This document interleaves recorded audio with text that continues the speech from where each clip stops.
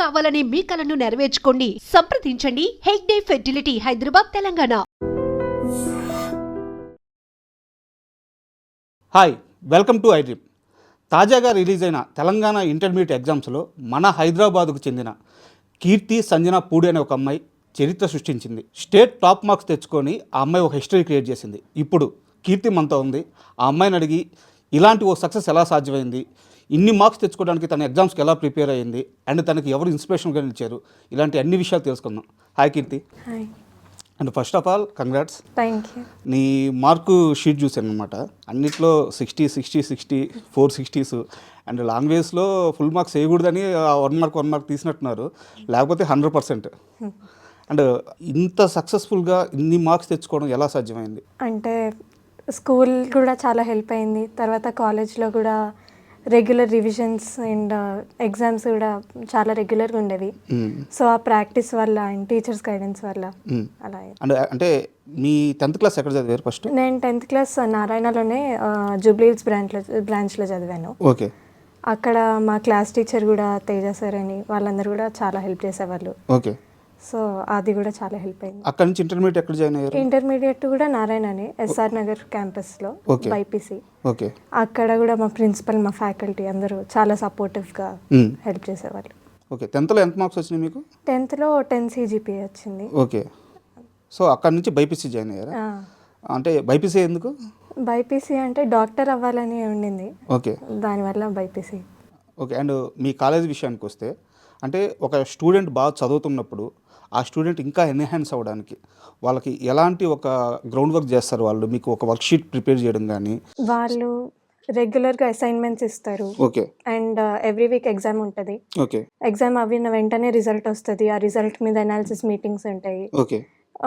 Error lists అని ఉంటాయి to improve our mistakes అలా.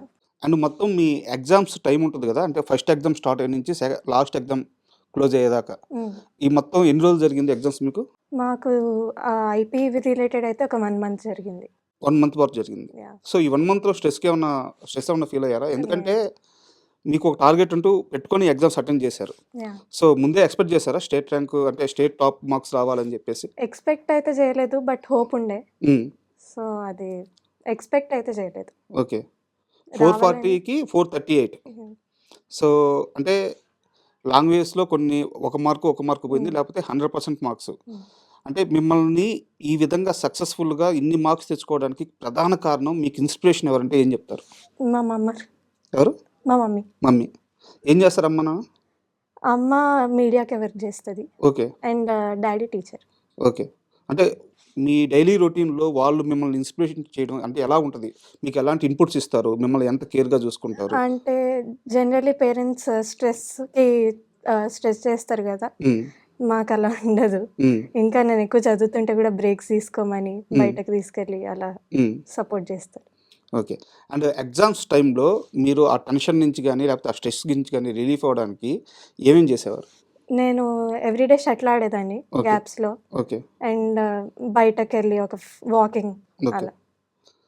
అండ్ నారాయణ కాలేజ్ అంటే పిల్లల్ని బాగా తోముతారు, పిండేస్తారు, ఇలాంటి ఒక టాక్ ఉంది. బట్ గుడ్ మార్క్స్ అయితే వస్తాయి కానీ పిల్లల మీద ఎక్కువ ప్రెజర్ పెడతారు అని చెప్పేసి ఒక టాక్ అయితే ఉంది.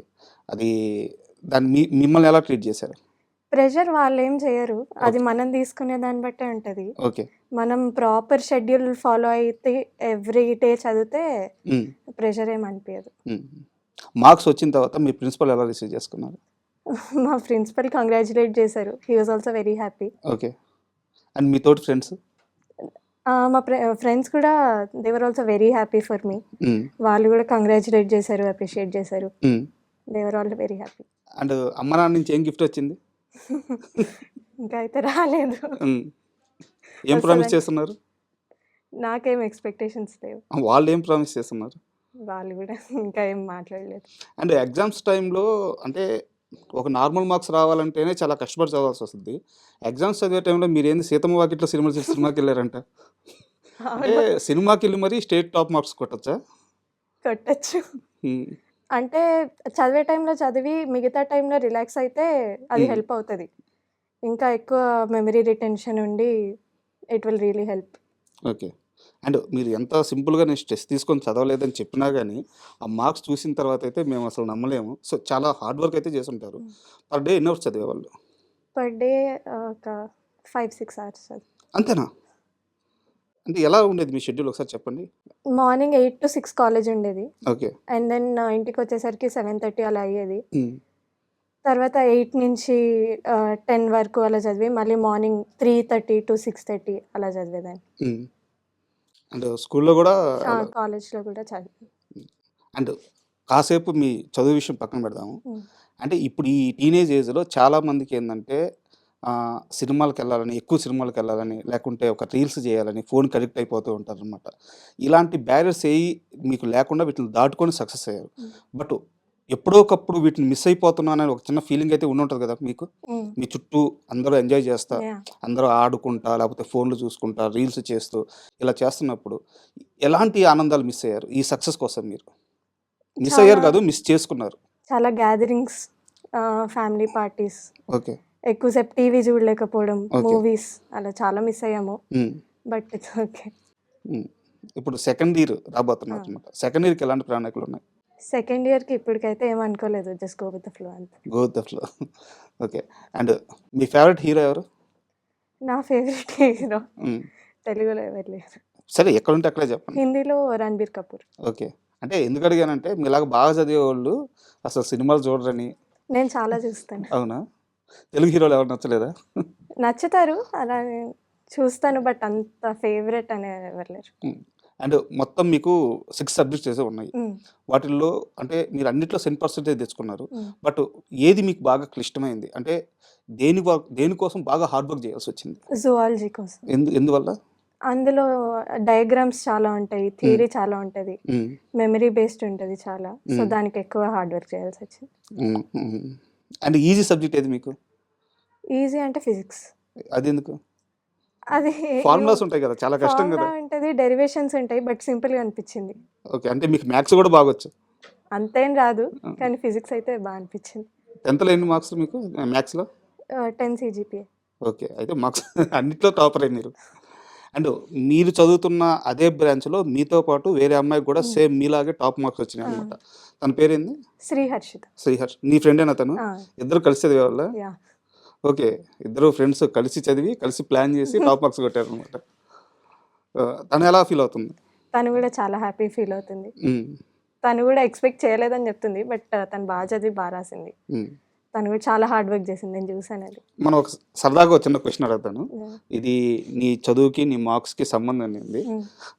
మా అబ్బాయిల బాధ, ఎందుకు ఎప్పుడు ఎగ్జామ్స్ రిజల్ట్స్ వచ్చినా మీకే ఎక్కువ మార్కులు వస్తాయి, మీరే ఎక్కువ మంది ఎక్కువ పాస్ అవుతారు?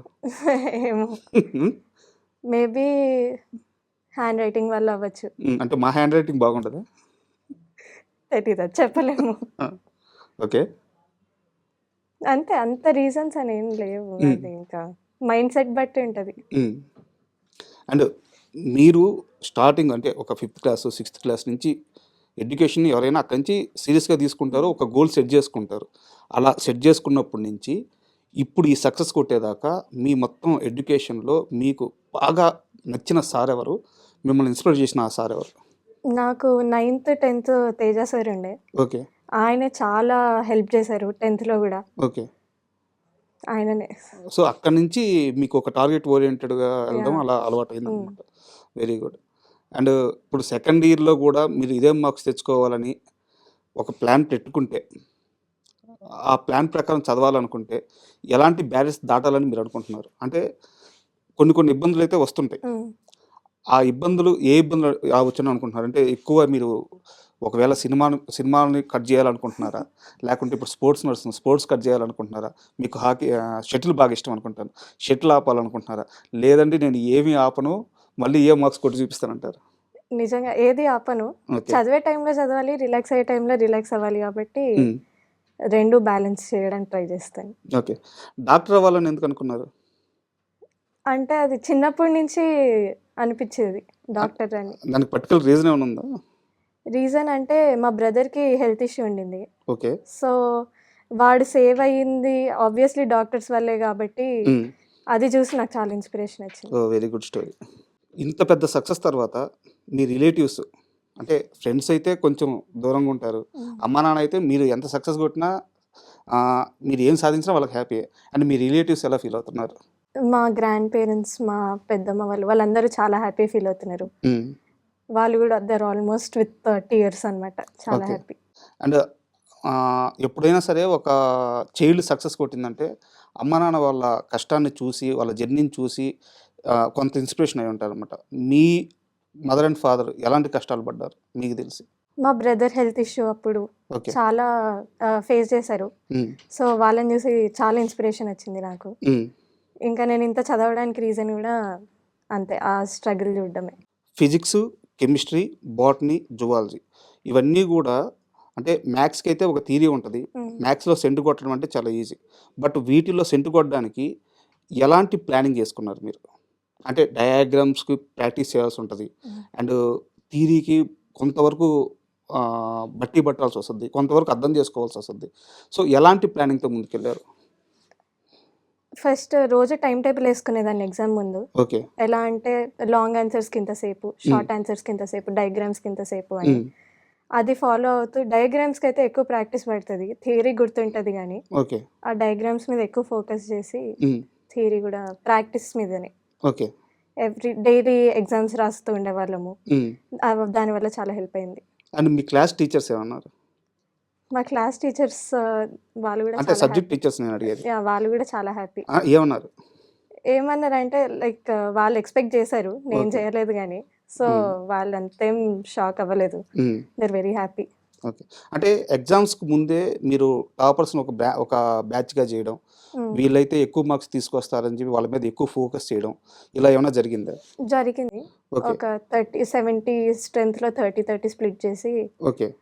ఫోకస్ ఎక్కువ ఏం చేయరు కానీ స్టడీ ఆర్ ఎఫెక్టివ్గా ఉండడానికి ఓకే. అలా ప్లాన్ చేస్తారు అంతే. అంటే ఎక్స్ట్రా అవర్స్ ఏమైనా ఉంటాయా మీకు, లేకుంటే ఎక్స్ట్రా టీచింగ్ అని అట్టే ఉన్నాయి? ఎక్స్ట్రా టీచింగ్ ఏమి ఉండదు, జస్ట్ స్టడీ ఆర్ ప్రొడక్టివ్గా అవ్వడానికి డిస్టర్బెన్స్ లేకుండా అలా కొన్ని మాక్ టెస్ట్ పేపర్స్ లాగా ఇస్తూ అలా ప్లాన్ చేస్తారు. ఒకవేళ డాక్టర్ అయితే ఎక్కడ సెటిల్ అవ్వాలనుకుంటున్నారు? ఇండియాలోనే. ఇండియాలోనేనా? Why India? ఏమో, అందరూ ఇక్కడే ఉంటారు కాబట్టి. ఓకే. అండ్ మీ బెస్ట్ ఫ్రెండ్ వేరే అమ్మాయి మీతో పాటు టాప్ మార్క్స్ తెచ్చుకుంది కదా, సో తన ఇన్స్పిరేషన్ ఎవరు కాలేజీలో? అంటే మీ ఇద్దరు ఫ్రెండ్స్ కాబట్టి అడుగుతున్నాను. ఏ లెక్చరర్? తనకి నాకు తెలిసి మా ఫిజిక్స్ సార్ అంటే చాలా ఇన్స్పిరేషనల్గా తీసుకుంటుంది. ఓకే. ఎందుకంటే ఆయన కూడా చాలా బాగా చెప్తారు. సో నాకు తెలిసి మా ఫిజిక్స్ సార్ తనకి. అంటే మిగతా కాలేజీలతో పోల్చుకుంటే ఇప్పుడు టాప్ మార్క్స్ వచ్చిన బైపీసీలో టాప్ మార్క్స్ వచ్చిన ఇద్దరు స్టూడెంట్స్ కూడా ఎస్ఆర్ నగర్ బ్రాంచ్లోనే ఉన్నారు. సో అక్కడ స్పెషల్ ఏంది ఎడ్యుకేషన్లో? ఫ్యాకల్టీ చాలా బాగుంటుంది. ఓకే. ప్రిన్సిపల్ కూడా చాలా డిసిప్లిన్డ్గా అలా తీసుకెళ్తారు కాలేజ్ని. ఎక్కువ లీవ్స్కి ఇవి లేకుండా. సో చాలా డిసిప్లిన్డ్గా రెగ్యులర్ రివిజన్స్తో ప్రాపర్ ప్లానింగ్తో ఫ్యాకల్టీ బాగుంటుంది. సో అలా. అండ్ మీరు అల్లరి చేయడానికి కుదరదు అయితే? చేస్తారా అల్లరి మీరు? బ్రేక్స్లో ఎంజాయ్ చేస్తాం కానీ క్లాసెస్లో కష్టం. అండ్ ఈ ఎడ్యుకేషన్ ఇయర్లో మొత్తం ఇంటర్మీడియట్ స్టార్ట్ అయినప్పటి నుంచి ఇప్పటిదాకా అసలు లీవ్స్ ఎప్పుడైనా తీసుకున్నారా? చాలాసార్లు తీసుకున్నారు. అండ్ మీరేమో ఎక్కువ సమయం చదవరు, అండ్ ఎగ్జామ్స్ టైంలో ఏమో సినిమాకి వెళ్తారు, షటిల్ ఆడతారు, కానీ టాప్ మార్క్స్ వచ్చినాయని చెప్తారు. మీ సీక్రెట్ ఎవరికి తెలియకూడదు అన్ని దాచిపెడుతున్నట్టున్నారు. సీక్రెట్ ఏం లేదు, నాకు అదొక్కటి మెమరీ బాగుంటుంది. ఓకే. బైపీసీ తీసుకోవడానికి వన్ ఆఫ్ ద రీజన్స్ కూడా అదే. సో కొంచెం ఒకసారి చదివినా బాగానే గుర్తుంటుంది, దాన్ని ఓన్ వర్డ్స్లో ప్రెజెంట్ చేయడం అలా వచ్చేస్తుంది. అండ్ మీకు ఈ 1 ఇయర్లో ఎంత చదివినా రావట్లేదు, అర్థం కావట్లేదు, బాగా కష్టపెట్టింది, నేను నేర్చుకోలేకపోతున్నా అని ఎక్కువ సమయం తీసుకున్న సబ్జెక్ట్ ఏంటి? జువాలజీనే. ఎందువల్ల? అర్థమవుతుంది కానీ అది చాలా థియరీ ఉంటుంది కాబట్టి చాలా మెమరీ అవసరము. అది ఎంత చదివినా ఎట్ పాయింట్ మర్చిపోతాము. సో దాన్ని రివైజ్ చేసి ఎక్కువ చేయాలి. అంటే రీసెంట్గా ఈ రోజే 10th క్లాస్ రిజల్ట్స్ వచ్చినాయి. సో చాలామంది మీలాగే ఇప్పుడు డాక్టర్స్ అవ్వాలని, వాళ్ళ పాత్ డాక్టర్ అవ్వాలంటే ఇక్కడే మార్చుకోవాలి, ఎంపీసీనా బైపీసీ అంటే ఇటువైపు వచ్చేయాలి. సో ఇప్పుడు డిసిషన్ తీసుకోవడానికి చాలామంది భయపడుతుంటారు, ఇబ్బంది పడుతుంటారు. ఎలాంటి స్టెప్ తీసుకోవాలో వాళ్ళకి ఆలోచన కూడా సరిగ్గా వస్తుండదు. సో బైపీసీ తీసుకోవాలనుకునే వాళ్ళకి మీరు ఇచ్చే సలహా ఏంటి? బైపీసీ తీసుకోవాలంటే ఫస్ట్ చాలా స్ట్రెంగ్త్ ఉండాలి. స్ట్రెంగ్త్ మీన్స్ అంటే ఎక్కువసేపు చదవాలి, ఓకే. ఎక్కువ స్పాన్ చదవాలి, అంత ఈజీగా ఉండదు. డైలీ చదువుతుంటే ఇట్ విల్ డెఫినెట్లీ హెల్ప్. ఒకటేసారి లాస్ట్లో బర్డెన్ పడకుండా డైలీ చదవాలి. సో అలా చేయగల సామర్థ్యం ఉంటే బైపీసీ వైపు రమ్మంటారు. మ్మ్. అండ్ మీరు ఏది సెలెక్ట్ చేసుకుంటారంటే ఇప్పుడు చాలామంది కూడా ఫస్ట్ నుంచి బాగా చదివి ఎగ్జామ్స్ టైంలో జస్ట్ రివిజన్ చేసుకొని ఎగ్జామ్స్ అటెండ్ అవుతారు. కొంతమంది మాలాంటి వాళ్ళు ఏంటంటే ఫస్ట్ బాగా చదవరు, ఎగ్జామ్స్ టైంలో బాగా హార్డ్ వర్క్ చేసేసి బట్టి పట్టేస్తారు, ఎగ్జామ్స్కి వెళ్తారు. బట్ ఇద్దరిలో మార్క్స్ కొట్టే వాళ్ళు ఉన్నారు. అవును, మీకేది బెస్ట్ చాయిస్? ఫస్ట్ ఇదే బెస్ట్. ఫస్ట్ ఎందుకంటే ఒకటేసారి లాస్ట్లో బర్డెన్ ఫీల్ అవ్వకుండా డైలీ కొంచెం కొంచెమైనా చదువుతామంటే లాస్ట్లో బర్డెన్ ఫీల్ అవ్వకుండా ఉంటారు. అండ్ ఫ్యూచర్ ప్లానింగ్స్ ఏంటి? ఇప్పటికైతే ఏం లేదు. ఫస్ట్ నీట్ రావాలి, ఓకే. ఎంబీబీఎస్ అయ్యాక ఎంబీబీఎస్ అయ్యాక ఆ తర్వాత further. And thank you. Yeah. And ఇలాగే సెకండ్ ఇయర్లో కూడా నువ్వు టాప్ మార్క్స్ తెచ్చుకోవాలి, మన ఇద్దరు ఇలాగే కూర్చొని ఇంటర్వ్యూ చేయాలి. And all the best. Thank you.